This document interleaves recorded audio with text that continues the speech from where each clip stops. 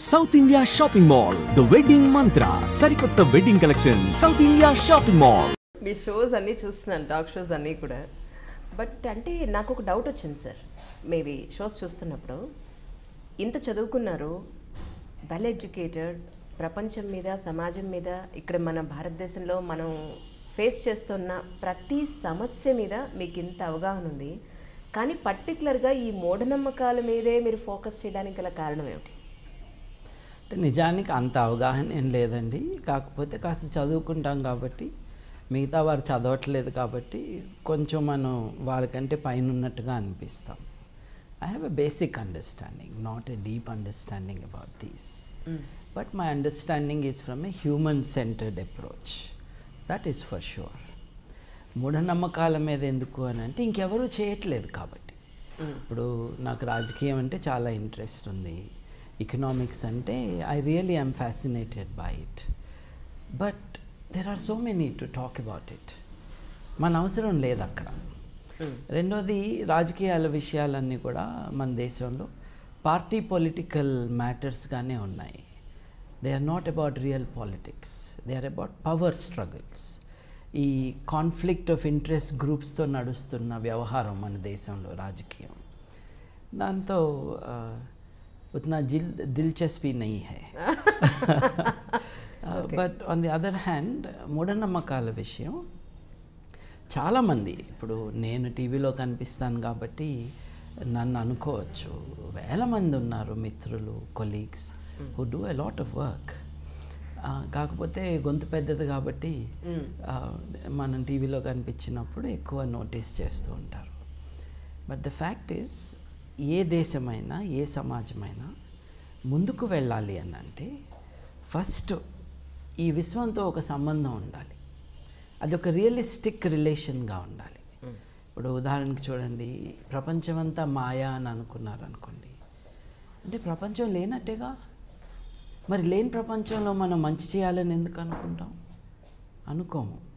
చనిపోయినాక ఇంకేదో లైఫ్ ఉంటుంది, స్వర్గమో నరకమో, అంటే ఇది నిజం కాదుగా. సో మీరు చెప్పినట్టుగా ఇప్పుడు మిమ్మల్ని మధ్యలో అబ్జెక్ట్ చేస్తున్నాను. ఎందుకు అని అంటే, ఇప్పుడు మంచి చెడు ఏదైతే ఉందో, పాపం పుణ్యం అనేది ఏదైతే ఉందో, అప్పుడు మరి నిజంగానే పుణ్యం చేసిన వాడికి ఒక గతి, పాపం చేసిన వాడికి ఒక గతి అనేది ఉండదంటారా మీ ఉద్దేశ ప్రకారం? లేదండి, ఒకసారి చుట్టూ చూస్తే తెలిసిపోతుంది. ఇప్పుడు పాపం చేసిన వాళ్ళు, పుణ్యం చేసిన వాళ్ళు అని మీరు అంటున్నారు. అది టిపికలీ రిలీజియస్ లాంగ్వేజ్. మంచి చెడు అన్నదే కరెక్ట్ వర్డ్స్. ఇది అమీన్ ఉన్నాడు, అంతమందిని చంపాడు, హాయిగా సౌదీ అరేబియాలో చచ్చిపోయాడు. హాయిగా చాలా వయసు వచ్చాక మామూలు న్యాచురల్ డెత్ అన్నమాట. సో పాపాలు చేసిన వారు మీ భాషలో వాళ్ళకేమీ శిక్షలు ఏం పడట్లేదు. నేను అడుగుతున్నా అంటే రెండు రకాల వర్షన్స్ మీ ముందు పెడుతున్నాను. But coming back to this thing అండి, ఈ ప్రపంచం లేదు, ఈ విశ్వం లేదు అని అనుకున్నాక దీంతో మనకు సంబంధం ఉండదు.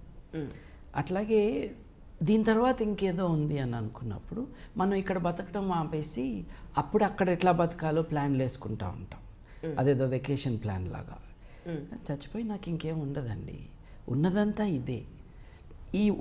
ఈ జీవితంలో మనం మంచి కానీ చెడు కానీ, ప్రతిఫలం కానీ పనిష్మెంట్ కానీ ఇక్కడే ఉండాలి, ఇక్కడే జరుగుతుంది.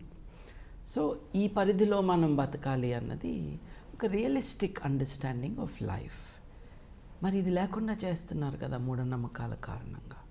ఓ పక్కన ప్రపంచమంతా మాయతో మొదలుపెట్టి ఇదంతా నీ ఊహ అని చెప్పడం దగ్గర నుంచి, ఈ విశ్వం అసలు ఇలా లేదు, ఇంకో రకంగా ఉంది అనేసి ఒక వాస్తవానికి సంబంధం లేని ఒక మోడల్ ఆఫ్ ద యూనివర్స్ని మన ముందు పెట్టేశారు.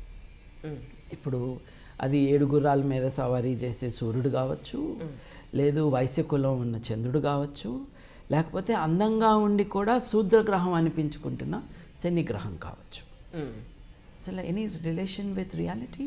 No. Relation with the caste system. అంటే మనుషుల సమాజాన్ని అంతా నాశనం చేసేసినాక వీళ్ళకి ఇంకా ఎక్కువ తీరుకుంది కాబట్టి వీళ్ళు ఈ డివిజన్ ఆఫ్ సొసైటీని విశ్వానికి కూడా వర్తింపజేసే అంత ఘనులు వీళ్ళు. Going unopposed. పొద్దున్న 7కి స్పాన్సర్డ్ స్లాట్లో కావచ్చు, సాయంత్రం 4ంటికి యంత్రాలు అమ్ముకున్నప్పుడు కావచ్చు, లేదు రిలీజన్ ఛానల్లో ప్రేయర్ ఆయిల్లతో దొంగ పనులు చేసేవాళ్ళు కావచ్చు, పీస్ ఛానల్ అని గాడ్ ఛానల్ అని అబద్ధాలు చెప్తున్న వాళ్ళు కావచ్చు. వీళ్ళందరూ ఏం చేస్తున్నారంటే, చూడండి, మనుషులందరికీ కూడా మంచిగా ఎలా బతకాలి అన్నది ఈజ్ ఎ ప్రైమరీ క్వశ్చన్ మనందరికీ. ఈ ప్రశ్న లేనివాడు మంచిగా ఉండలేడు అసలు.